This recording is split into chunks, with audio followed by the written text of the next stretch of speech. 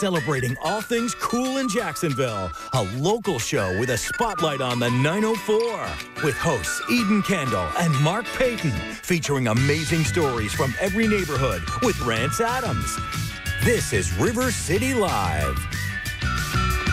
Welcome to River City Live, and we are bookended by Marks. So we have Mark Curry here with us, who's at the Comedy Zone this weekend, and he's joining us. And I was going to introduce you with a little, like, he's got a PhD in personality. Yes, you know, I do. hanging with Mr. Cooper days. Oh, that's right. I used to love that show. Yeah, I didn't know they said a PhD in personality. Did they say that? And Vogue was in the intro. Oh, okay, I like that. Yeah, awesome, yeah, awesome. Well, you guys all look fabulous. Well, thank you. I actually thought it would be great if we opened the show and we were all wearing Eclipse glasses, but we don't have any because you can't get them anymore. Oh, well.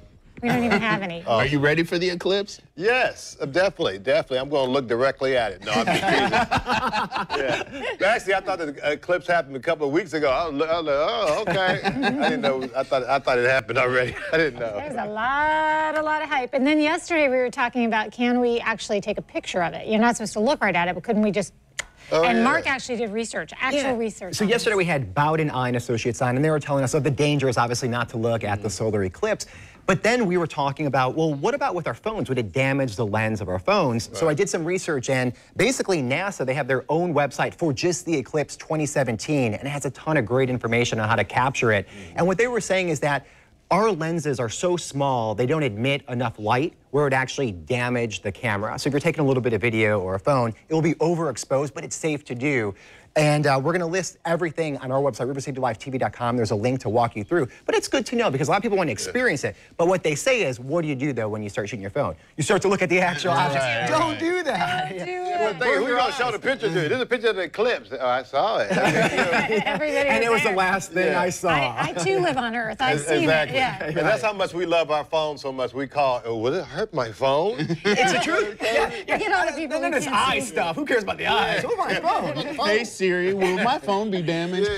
What is a $700 phone? What does overexposed mean? I'm not that smart, so... It'll be so bright, it won't have a lot of So I won't even get a picture. It will have kind of like the basis of it, like you'll know that there's an eclipse happening, but you're not going to get like the colors. So basically it's wasted love. Yeah. You're capturing the moment, but one of the things they suggest is don't take the picture of the actual eclipse, but take the picture of everything around, like how the light's affecting everybody and all that. That's awesome. What, as everybody turns into zombies? It's kind of like at the end of like a football play, like don't get the touchdown, get the celebration at the end. I think that's what NASA's telling us to do, basically. They just don't want to be responsible. Hey, we warned you. We did. We warned you. So, okay, the other story that is pretty viral right now, and I got to admit, I'm scratching my head on why people think this is such a big deal, but the ChickFilA in the stadium opening up, was it the Falcons? Yeah, so when you get a Mercedes-Benz, you get all the bells and whistles. So the new Mercedes-Benz Stadium in Atlanta has a ChickFilA stand, but in accordance with the ChickFilA philosophy, it will not be open on Sundays, which is, I don't know, when the Falcons play. I love it. So they're going to be open for all the other games. Like there's going to have a soccer team there for the college games and all that. And what they're going to do for NFL games, they're going to flip it. Somebody else is going to open a stand. But former top shelf contestant Kevin Gillespie is going to pay homage to ChickFilA with a closed on Sundays chicken sandwich. So it's going to be fried chicken on a roll with pickle mayo and honey butter, which sounds a lot like ChickFilA. Basically theirs. Are they selling that at the stadium at another kiosk? Yes, so they're going to have other stuff. But, I mean, so everybody is kind of up in arms like, what kind of sense does it make? Eden, I think it's brilliant. I think it's completely brilliant. Two things. One, everybody's talking about it.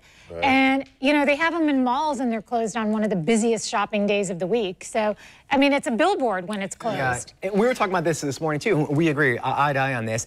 The fact that it's just more advertising marketing in a positive way. On Sundays, they want you to be with your families. That's what it's all about. That's part of their franchise and, again, like their, I guess, belief system. And they're just, enforcing that all together. It is at face level pretty funny. Like, you had one job, you know. But, you know, I kind of like that they believe in their philosophy and we don't care about the profits and we're going to stay here on Sundays. Everybody walk by going, want one, you're right. Yeah, you make On Monday, they'll do it, right? No, but it won't be a billboard, just so you know. My daughters eat it, but I never really ate it. I haven't eaten that, so I would give it a try. Yeah. It is a billboard if it's at a restaurant that's closed. No, what they're going to do for game days Oh, on they're gonna cover Sunday, it? somebody else, there's going to be another concierge concession service in that spot. This story is so big now, everybody's going to be looking for it, though, right? Filet of chicken. Chicken. Dirty Bird. Yeah, exactly. And Falcons. Hey, that's a good That one. little marketing hat on. Good one. That's I've got a question for everybody here. Do you eat before bed? Are you one of those late night snackers that tries to get a last minute sweet tooth? I'm skinny. I eat all the time. I got little, all kind of little healthy snacks every day. All day. All Really? day. So you try to really keep it clean and healthy, but then you do. Yes. What about you guys? Depends on the adult beverages.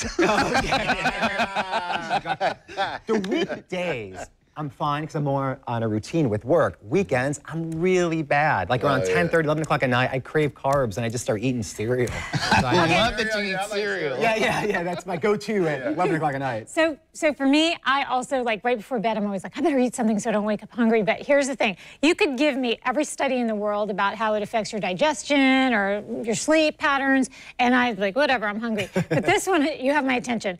Midnight snacks can cause wrinkles and even skin cancer and other bad stuff to your internal clock, and it reduces your protection from the sun. It just makes your body go all haywire. So if you're telling me that that snack is going to give me wrinkles, I might actually pay attention to that warning. What are you eating? It depends on what it is. Isn't that weird? Like, who would study that in the first place? Like, oh, we're How doing does this that study. correlation work, though? Because, I mean, sun. Mark's the science guy. Well, no, but in the research, they were surprised by it too. So it's the potency of the protein that blocks how we protect ourselves against UV light. So it's damaging that part of it. So when you wake up the next day, you have less of a way to fight it off. Okay. And again, they tried this with mice, poor little mice first, to figure out how that worked, but they were alarmed by this when they did the study. So, and it's weird because it has nothing to do with your metabolic rate or anything like that. It actually has to do with your skin and how you fight off, UV. So you could have that really late night snack and just put on a lot of sunblock. Yeah. You'd be fine. There you go. I like it. Yeah. I like it. Unique. There's a way to, but I mean, that is interesting. I mean, But everybody in radio has wrinkles because they're eating. You're not in radio, are you? Yes. Oh, Jesus. No. I knew you didn't Not know. everybody. I'm in the radio. Oh, no. Oh, okay, yes. Okay. Keep no, those no, crazy You're eyes. beautiful. You're beautiful. Except us. Yes, except you. You. You have no problem. All right, so while we're on the subject of when you go to bed, going to bed angry, you always hear that old adage. Is it a good idea? Probably not. Do you ever go to bed mad? Yeah. I'm a Gemini, so I'm in and out. Sometimes, a lot of times. Totally, I do. Yeah. I mean, I feel like it's just going to be better in the morning, so why? Let's not hash it out right now. Let's talk about this later. Yes. So what about you guys? All right, so, yeah, I've been known to go to bed angry.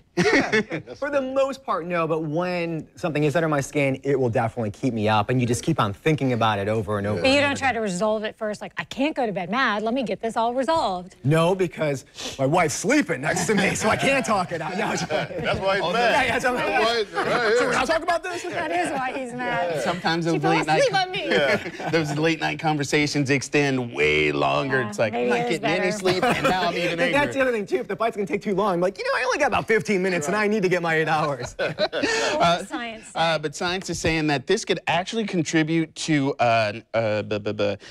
inflammation in your body. So they're saying, yeah, I know, right? Wrinkles again. Who figures this stuff out? But it's saying researchers at the Ohio State University brought couples into the lab and had them argue about a touchy marital problem. And then they took blood samples before and after, and they found out that there's like a 10% increase in inflammation in your body.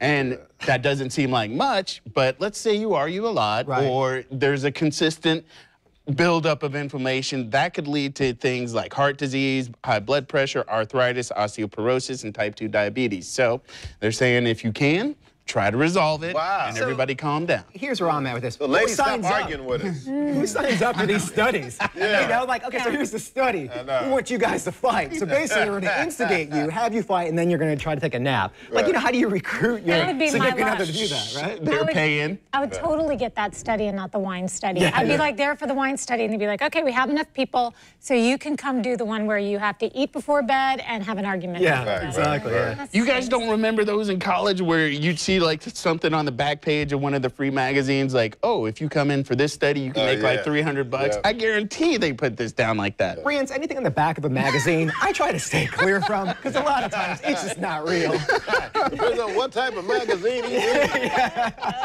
Look at that, $300. A general guideline I have throughout life. What kind of jobs have you had? Like, have you ever gotten to that point where you're like, okay, I'll donate my plasma, I'll give it this, you know, have you ever been like super broke? And I had no, I always had jobs. I worked at a zoo. I worked at Nolan Park Zoo. I worked at a Pay and Save drugstore, and then I did comedy from there. So I didn't have too many jobs. Did your customers or did the people you worked with at the zoo know all along, like, this isn't for long, he's on his way? Well, yeah, at the zoo, I was too big. I was like 6'6", and they knew. But at the drugstore, they knew because I would try all my material out on the customers. Oh, that's good. Comedian. So. See, I would keep coming back. Yeah, you know, I'm like, this guy's great. That's true, though. Yeah. I would do it, say, for example, I didn't know you. I would just, bam, throw a joke on you, and if you laughed, I know that joke would work, and I didn't have time to write, but I was at work, so. However, if I was buying something that was personal at the drugstore, I would avoid you at all costs. Right. I wouldn't do that.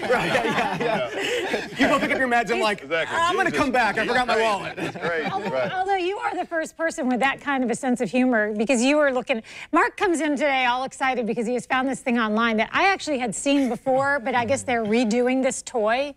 Yeah, okay, so we all know my maturity level, and it's a little on the lower side. If you're between 5 and 8, that's my wheelhouse of what I find funny. So Barbie has a toy that she had out for a while, and then they relaunched it, I guess, in the winter of 2017. So Christmas is only 129 days away. So let's just watch the commercial. Let's roll that.